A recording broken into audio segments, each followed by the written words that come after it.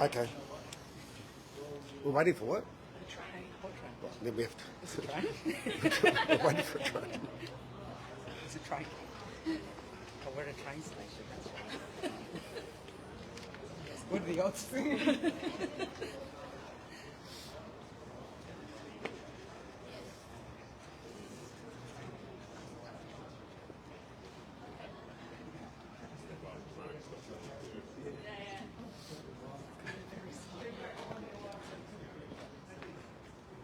It stopped.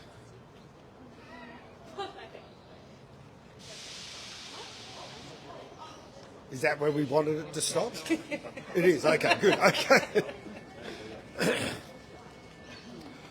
All right, look, thanks very much, everyone, and good morning and welcome.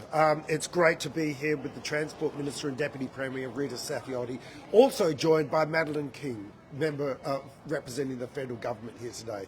I've got various members of Parliament that are supporting this great opening, which we're welcoming, and that is the first east-west train line opening with the new Thornlie to Cockburn link.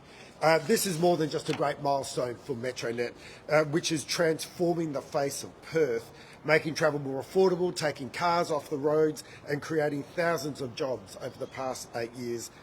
This is an important milestone for the state. It's realising the vision that we have for Western Australia, and that is to make sure that it remains a great place to live, a connected place to live, and provides opportunity for people through that connectedness. As I said, this is the first east-west link right across our METRONET network, and that's why it's an exciting opportunity to welcome this new link, because for the first time, we're not only taking passengers from the suburbs into the city, we're taking passengers from the suburbs to the other parts of the metropolitan area. It also means that people who are on this line, for instance at the Nicholson and Ranford Road trains, will be able to get into the heart of the Perth CBD in around about 31 minutes. So the connectivity that this will provide people in the southern suburbs is absolutely extraordinary. And it's great to be able to travel into work, but obviously it's not just about catching the train. It's about being connected to your community, being connected to your family, being able to access training, schools, employment, right across the metropolitan area. And this is about bringing together our vision for a connected international city. And of course, having a public transport system that connects everyone is an important part of that vision. We want Western Australians to benefit from the very best that public transport could provide. Like, I grew up in this state. We have never been proud of our public transport. Now we are, because now we are a truly connected city. And it doesn't matter where you live in Western Australia, we want you to have the social infrastructure that you need to live a great life here in WA. I'm so proud of the work that the Deputy Premier has done to bring this project to fruition. This is about not only about the Cockburn Thornlie link, it's about opening today the inner part of the elevated platform on the Armidale line. And so whether it's through the capped transport fares at one zone, we're going to expand our ferry network with new stops along the Swan River. We are building electrified buses and electric ferries as part of that network as well. It's bringing to life our transport system, bringing to life the Western Australian economy, bringing to life living here in the metropolitan area. And now I'll hand you over to the Transport Minister. Oh no, to the Federal Minister. Thank you. Good morning, everyone, and thanks for being here so early on a beautiful Sunday morning here in Perth. Thanks to the Premier, Roger Cook, the Deputy Premier, Rita Saffioti, and to what looks like behind me, the Southern and Eastern Suburbs Caucus of the WA State Parliament. And I, as a member for Brand, just also want to reflect on how important this opening of the Thornlie-Cockburn link is today. The federal government has contributed nearly half of the cost of this, $760 million, to what is a truly game-changing project. And it follows in the footsteps of remarkable investment in the public transport infrastructure in this state, which has always been led by Labor state governments. The Southern Suburbs Railway is something that we use very frequently, especially to come to Optus Stadium to watch the glorious Fremantle Dockers do their very best at all times. And this East-West link and State of Origin, as the Premier has reminded me, and of course indeed the football the other night, a great win for the Socceroos there. But this East-West link really importantly does join up the public transport system of the state and make it easier to get around, not only of course to our great capital city, but across the really vibrant suburbs of the south and the east. It really is hard to overestimate the significance of the Southern Suburbs Railway. As someone who grew up in Rockingham, I remember going to the opening of the Mandurah line about 18 years ago, and what a day it was, because it changed people's lives, how they get around our metropolitan area. And today will be another momentous day for everyone that lives in those southern and eastern suburbs, as we improve, the governments working together, state and federal, work to improve the lives of Western Australians, make it easier to get to work, to get to play and watch people playing games, this magnificent Optus Stadium. So I want to thank Minister Saffioti for the hard work she's done, and everyone across these government departments, the workers themselves, the people you see here working for METRONET, who work in day out to make this public transport system work. And as the Premier said, it's something we can now be so very proud of. We have invested together, we'll travel together and enjoy a really good day, and this will be an asset for the future of Western Australians for so many years to come. And with that, I'll hand over to the Deputy Premier. Thanks, Madeline, and thanks, Premier. This is another significant milestone in delivering METRONET, the opening of the Thornlie-Cockburn link. This is a project that connects the Mandurah rail line to the Armidale rail line, and it will make it so much easier for people in that southeast corridor. I'm very proud of the work undertaken by the entire team. Can I thank the many contractors involved, my PTA METRONET team, for making this a reality. It was a significant project, in particular because we had to move the freight line. So 22 kilometres of freight line relocated, 35 kilometres of new passenger track. When you go to Cockburn, you see the new platforms that have been built to support this new rail line. 2 new stations, Ranford Road and Nicholson Road, a rebuilt Thornlie station, and of course when you go through Beckenham to Victoria Park, the elevated rail stations. We continue to work on the Long Park underneath the elevated rail stations. They'll all be open for normal commuter service tomorrow, but we'll continue finishing works on those 5 new stations and the Long Park underneath it. And again, when you look at the Thornlie-Cockburn link, it really gives people a new avenue to get across the southeast suburbs, but also, for example, on game day, it's going to make it much easier for those both in Thornlie and through Canning Vale, but also Cockburn and South. It'll be a new way to get to the stadium. There's been additional platforms built in here in the stadium station to again make it much easier for people to access game day. So next week, where I think we've got 2 AFL games, it'll be the first time that commuters from the Cockburn area and south can actually catch the train and enter from the south. And this is, as I said, it'll save significant time and also improve the reliability, in particular because if there's any issues in central, people will be able to use the rail line from the south. So it's going to make game day a much easier experience for everybody, those from the north and those from the south, as we decongest the central station and now allow people to move from the south. As I said, can I thank all the people from the community in particular. A lot of them have turned out today, but these projects are really for the public. They're about their future and they're about making transport even more affordable and accessible.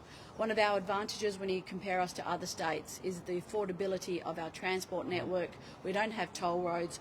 We are building infrastructure while the suburbs are being built. So in places like Yanchep and Ellenbrook, Thornlie, Cockburn and South, what we're doing is making sure, and Byford of course, is making sure that we build our train lines to keep up with our incredible population growth.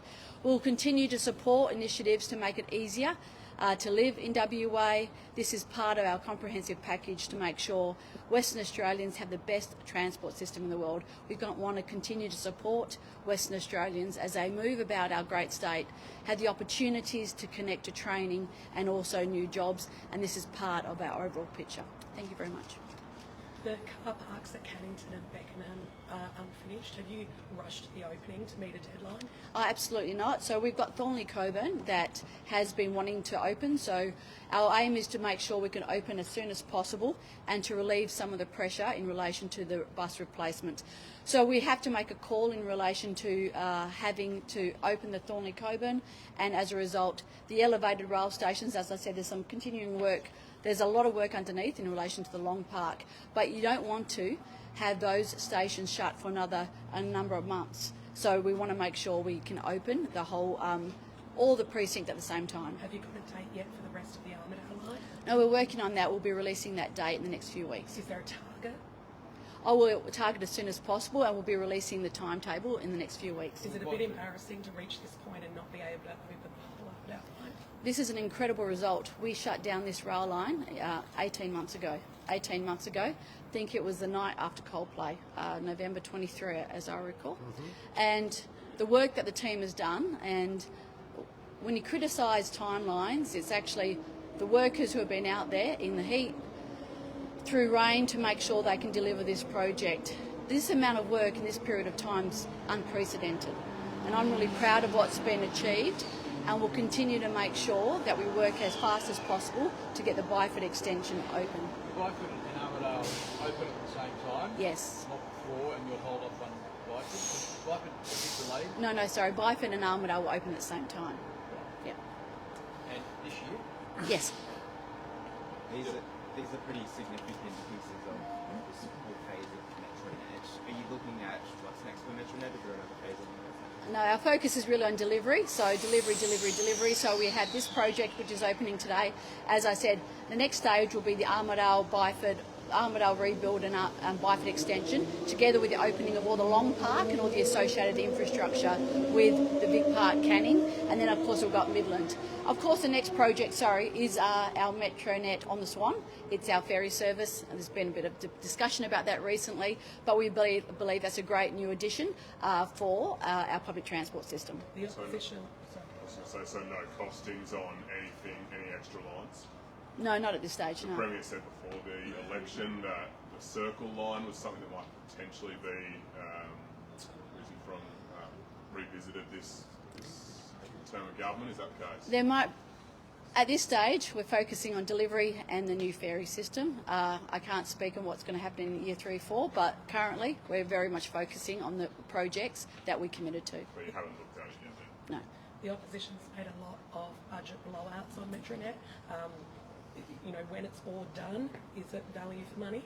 Absolutely, and in particular when you look at the cost of delivering our projects compared to other states. I'll make a point. The airport line, which was delivered for $1.8 billion, a similar line, similar length, over east is being costed and delivered at $8 billion. I think that stadium next to us was initially costed at $700 million and came out at $1.8 billion, but everyone says that stadium is something for future generations.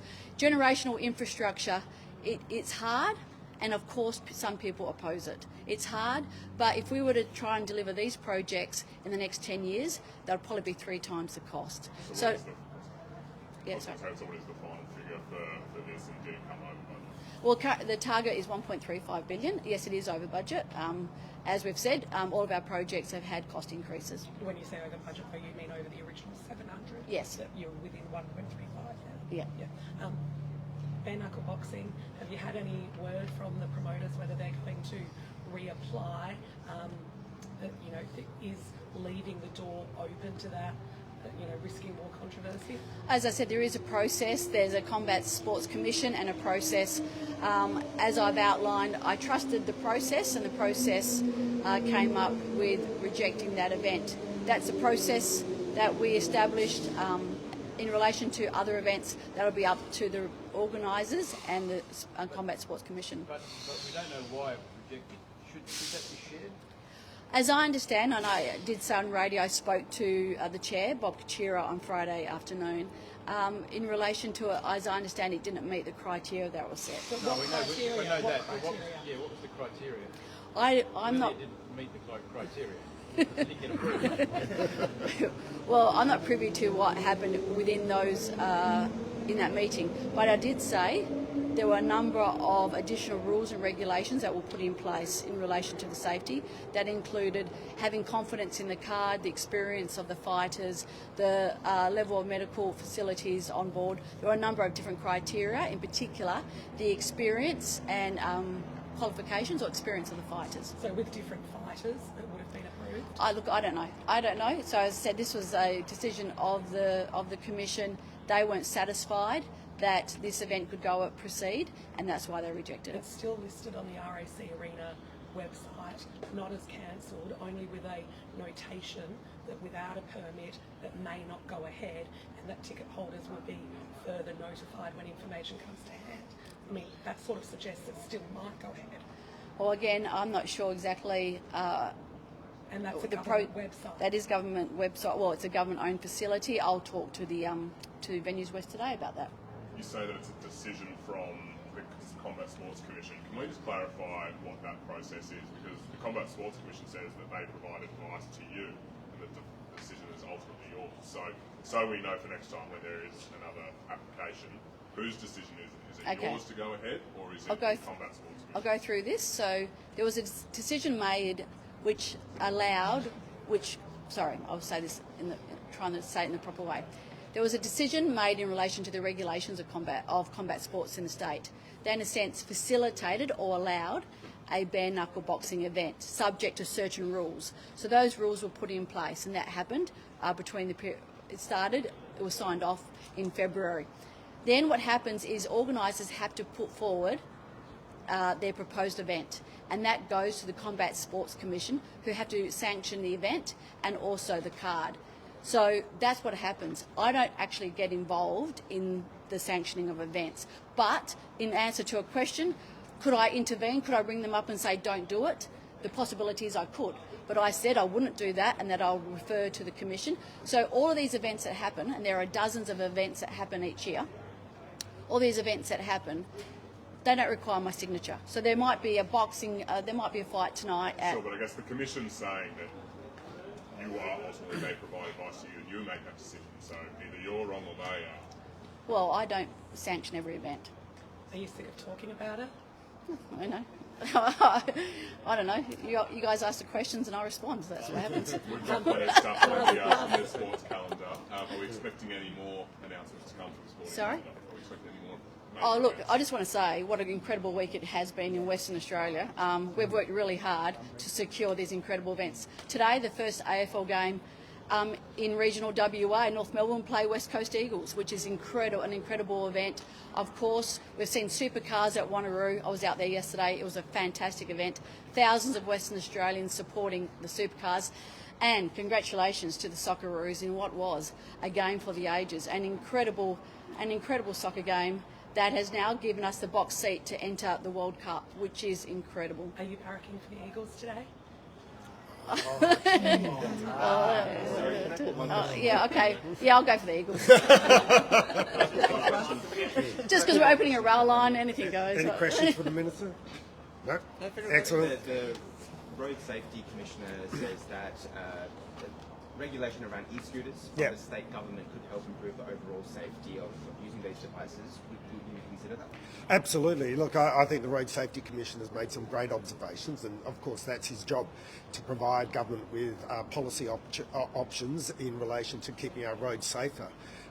It's, I think, plain for everyone to see that you've now got a range of e-vehicles or e-scooters, e-bikes and so on, which may need some nuancing in terms of its ongoing regulation.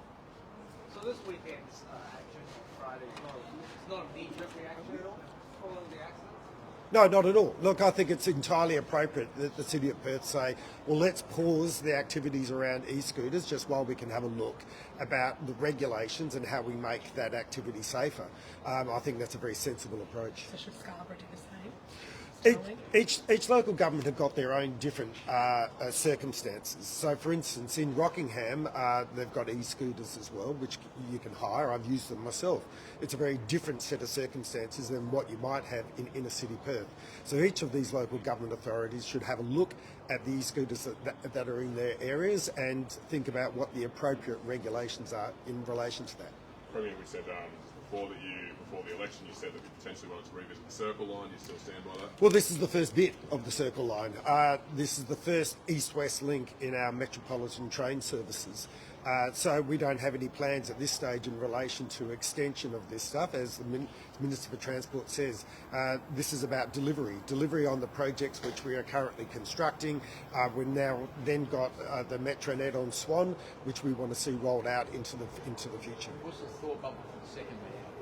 Sorry? What would the thought? You said this is you haven't had any thoughts about the second link, but maybe. Where do you reckon the second? Well, look, you go back to 2013 election where we talked about the full extent of what METRONET might look like, and that of course is links across the northern parts of the network. But it depends on the demand and it depends on the expansion of the city as to how we continue to grow our public transport system. Would you give the opposition another 8 years or 10 years of bashing you over the Circle Line? Well, no. I mean, this is. We've always said that our vision is that not only would people be connected from the suburbs into the city, but they'll be connected as part from suburbs to suburbs as part of that network. Today, we are unveiling the very first part of that, and into the future, you can see our government, or future government, undertaking those further works. But our next priority is to introduce METRONET on the Swan. You always said that we can see. I was going to say, you're always saying we can walk the two go at the same time, so we can do the and dream of more, can't we? So, of course, we can always dream of more, and obviously we'll continue to expand our public transport system consistent with the needs of the city. Only a WA Labor government working in partnership with a federal Labor government can you see these sort of projects realised, and we're very proud of the opening of the new Thornlie to Cockburn link. Thanks, guys. Thank you very much. I should have jumped in. Their bashing didn't work. She did work. They basically asked every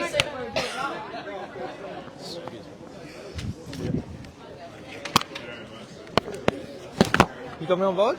Okay. You coming on board?